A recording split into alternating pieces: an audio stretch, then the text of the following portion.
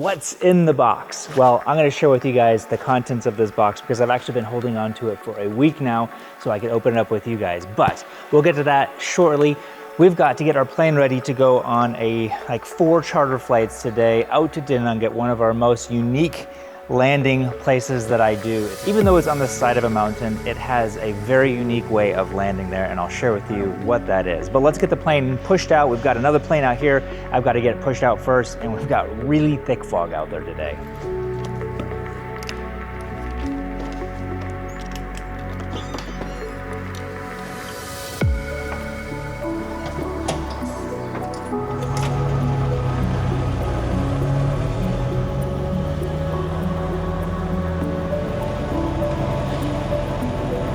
The crazy thing about this place is you actually land on a 1% downhill, then it goes up into an 11% uphill. So the whole flaring and power off and everything like that is super unique to this place. Yeah, I'll show you a little bit more when we get out there exactly what I'm talking about because it is kind of weird. And this is the only one that I think that I don't flare on.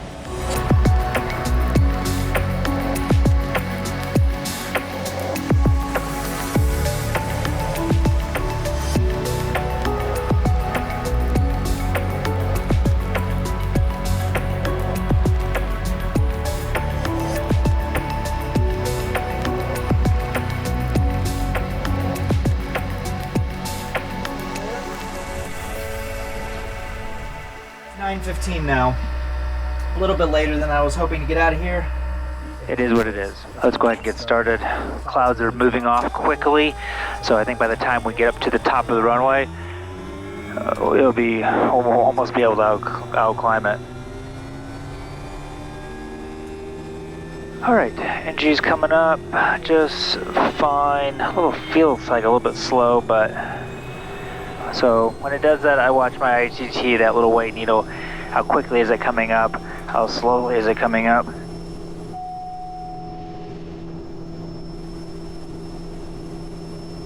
But we still will put in our instrument departure because it's still cloudy down there. I think we're going to break out really quickly this morning, but just in case, I'd rather have that in there.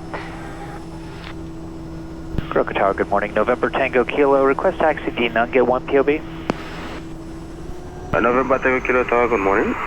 Runway 17 left, backtrack and line up. QNH 1024, wind is light and variable, and time check 17.5.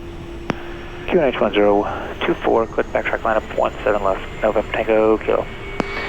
Yeah, so when I jumped in the plane, the clouds are right here, and they're already down that way, almost to the end of the runway, not quite.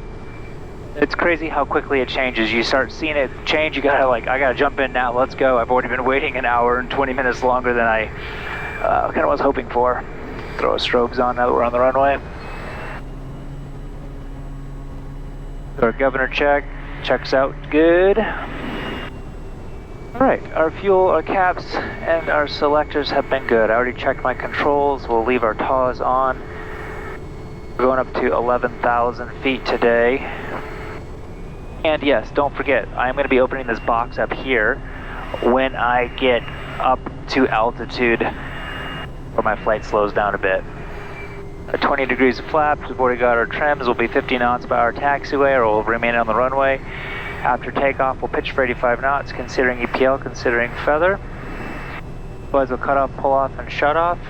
Emergencies, masters, crack my door close to ground after going full flaps at 80 knots. November Tango Kilo ready for departure. Mission condition, flaps 20, fuel, harnesses, and prop. November Tango Kilo, runway 17 left 10, clear for takeoff. 17 left turn, clear for takeoff, November Tango Kilo. Rotating at 63 knots, because we are 100% full up today. Alright, let's go, 1390.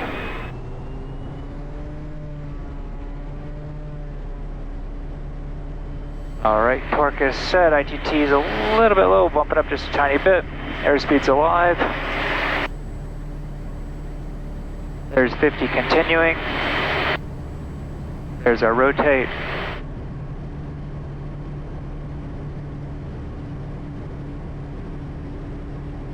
Bring our ITT back just a tiny bit.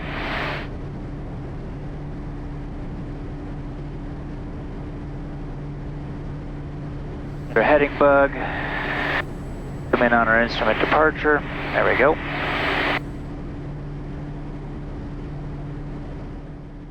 So I'm just keeping my attitude indicator right at about 7.5 degrees. Once we're over 85 knots, we can go 0 degrees. Already starting to break out a little bit. Like I said, this fog layer, it's not very thick, it's just inconvenient.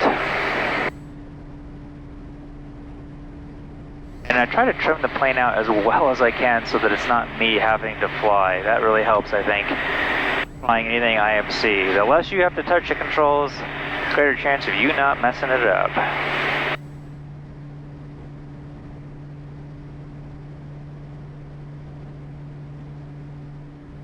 Alright, there we go. We just broke out right about our turn. So let's just flip off the autopilot. Bumped it on just for a second. Let's also pull our prop on back. 2,000 RPM. Engine inlet back to normal. Igniter's turned off.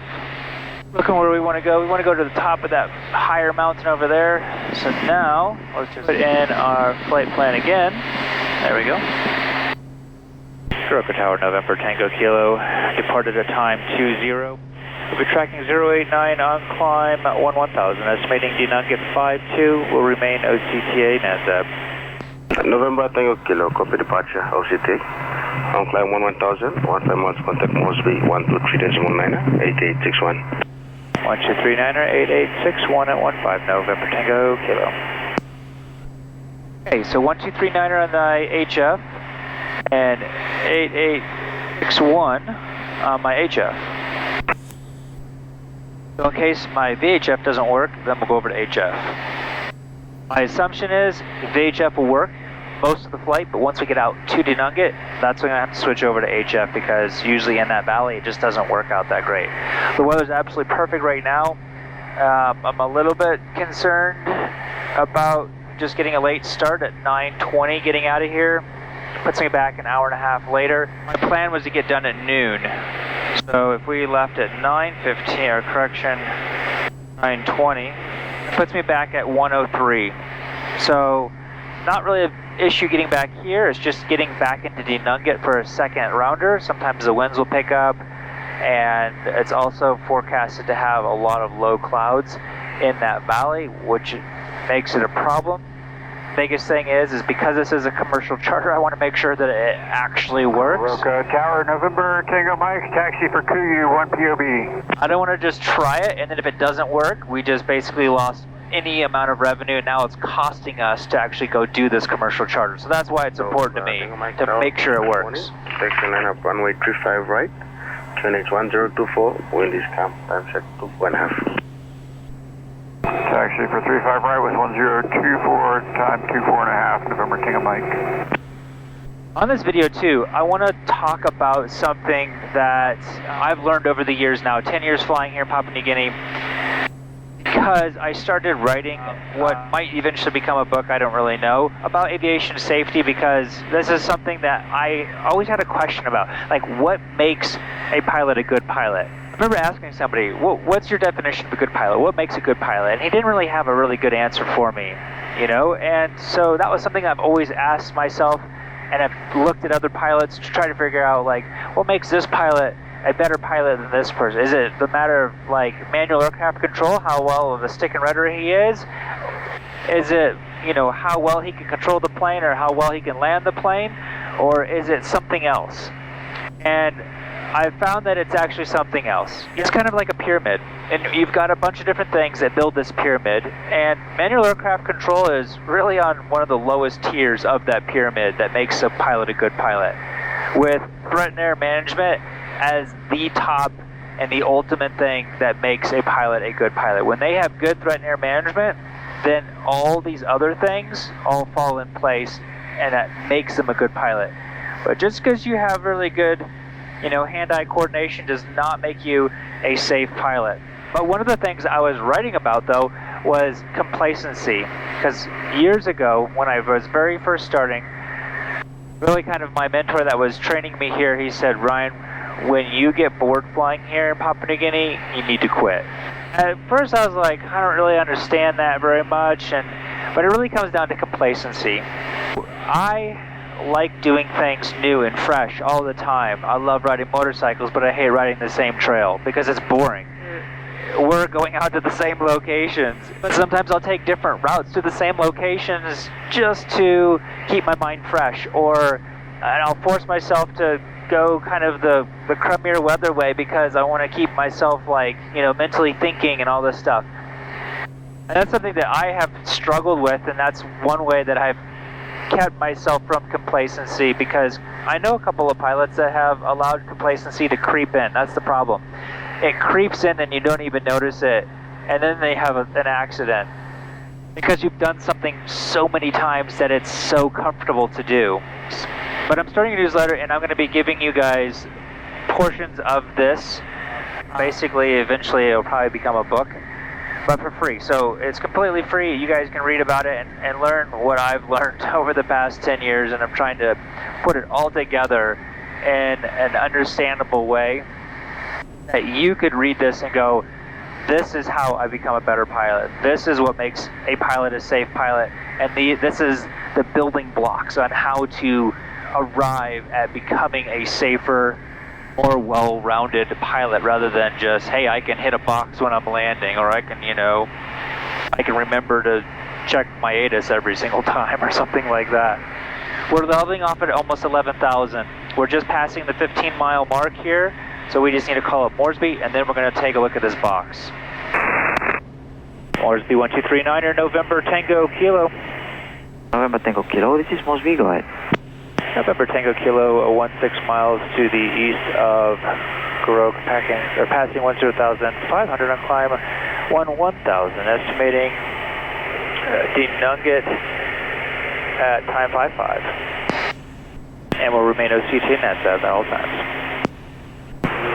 November Tango Kilo, on 1000 report traffic at QNH 1011, secondary 8861.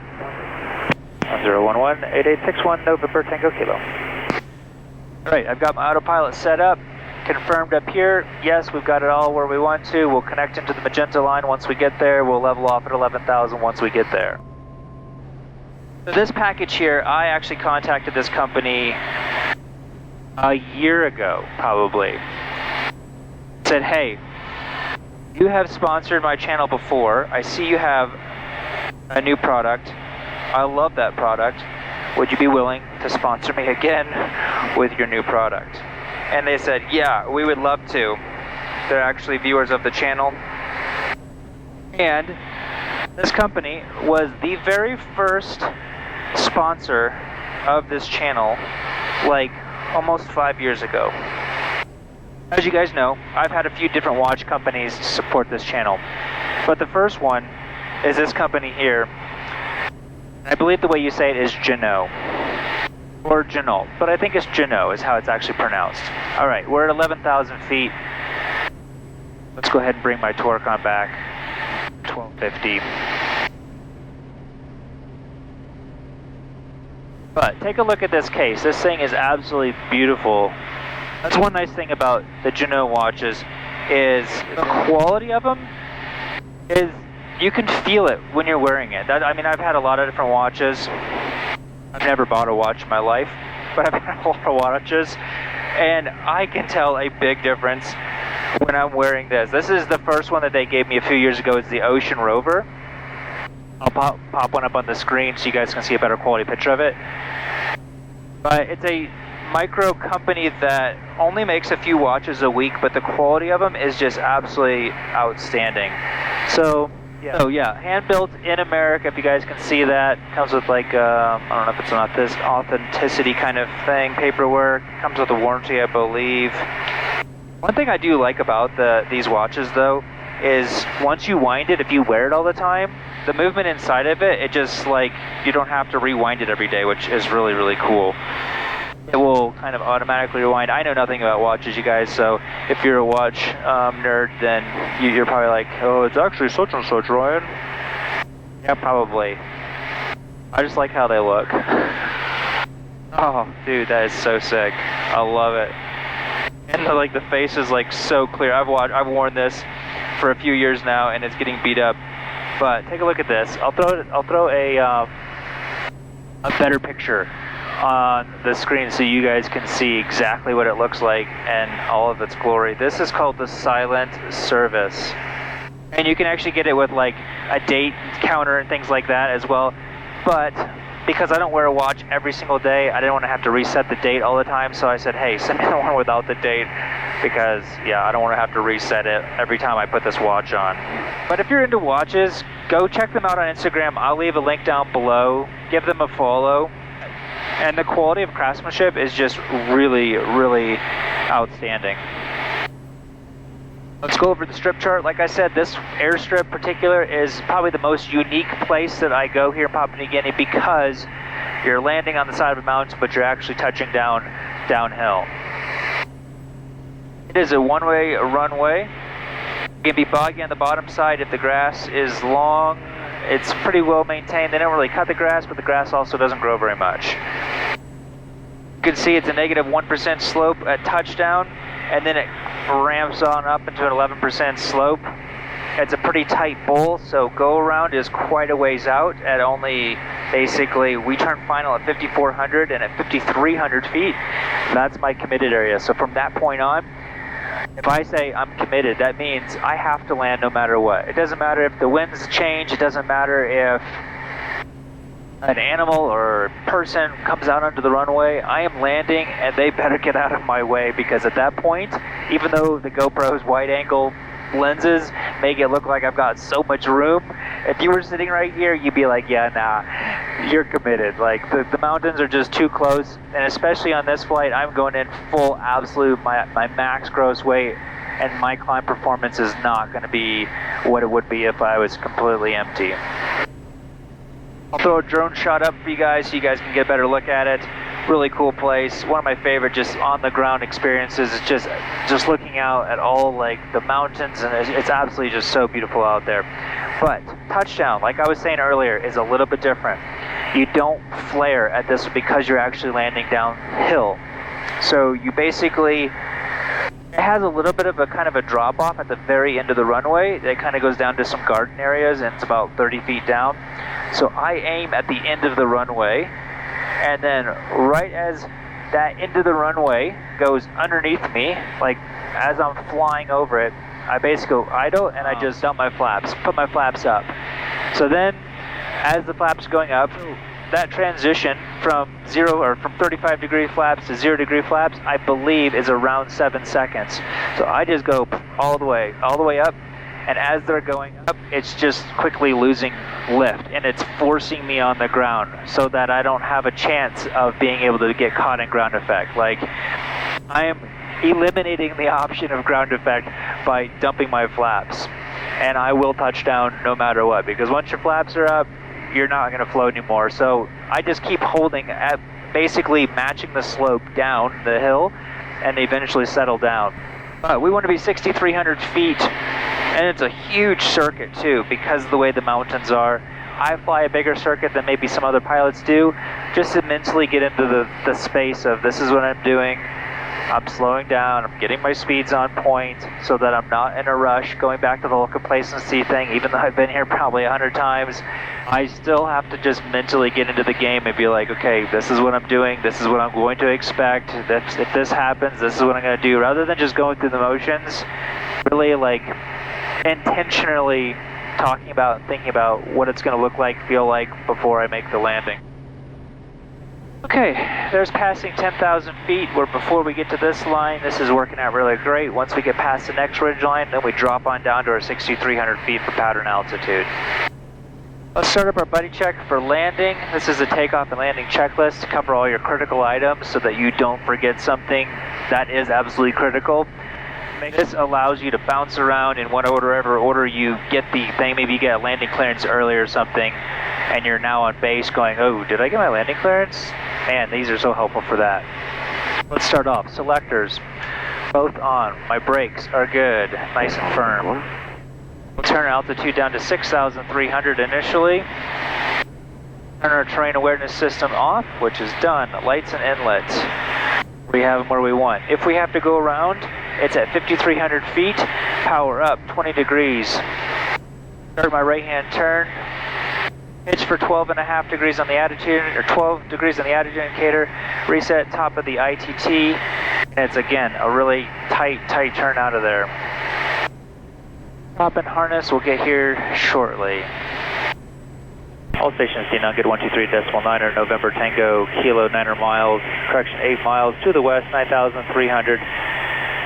Will be circuit time D Nugget 53. And runway heading is runway 11. So let's turn this to runway 110. There we go. Because I'm going to be going around mountains on the other side, I won't be able to see the runway until quite a ways on my base before I turn final. Probably about halfway on my base is when I'm going to start seeing the runway altogether. So having a line like this is really critical in places like this. You can get parallel and perpendicular how you want to without even knowing exactly where the runway is. Let's do prop and harness is complete. Moresby 123.9 November Tango Kilo in this circuit. D Nugget, report after landing. Tango Kilo on report traffic. November Kilo. We want 74, 84, 94, 94 and downwind. Runway looks good. The grass, like the color of it, it looks like it might be a little bit long at the bottom of the runway. The windsock, this windsock never works good. I can't tell. Honestly, it looks like it's hanging there, but the wind's up here. Possible slight 1 knot tailwind, maybe. I'd almost rather have a tailwind on landing than on takeoff, though. We've got a little bit to go for 5,900 feet, slowing now to 94 knots for downwind.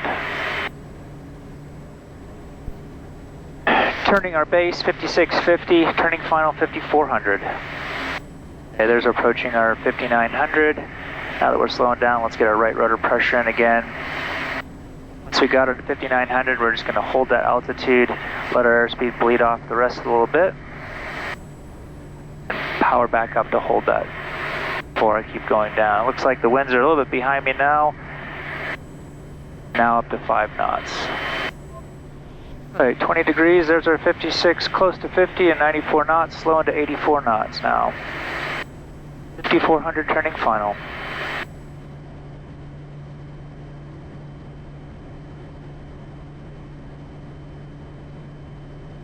Still 5 knots.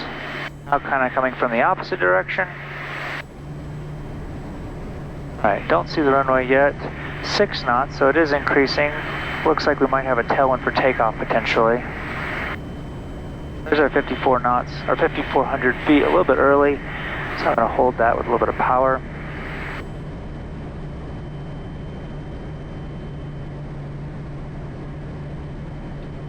So full flaps, checklist is complete, turning final. Now the winds are 0.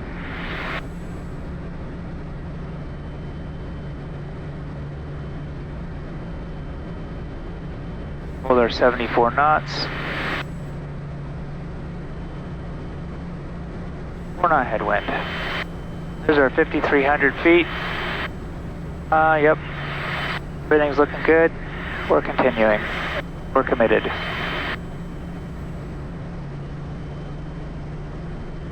I've not left crosswind, expect downwind, or drawn drafts.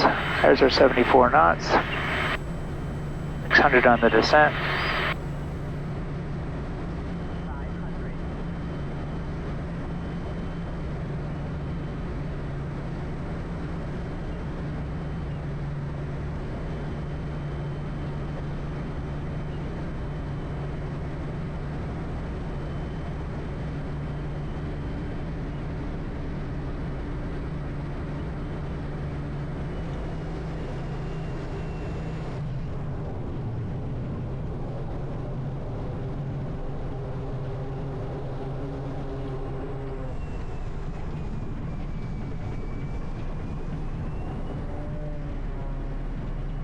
All right, always exciting. Well, I'm gonna unload here. Like I said, I'm doing a flight down to Nadzab. I look to see where I touch down. I'm happy with that. Got the first cone in and then got heavy on the brakes after that, so I'm going to do a time lapse down to Nadzab. So if you guys enjoyed this, give this video a thumbs up. If you guys like that watch, a beautiful watch, I'm excited about getting it set up for myself later today. And I'll see you guys next time.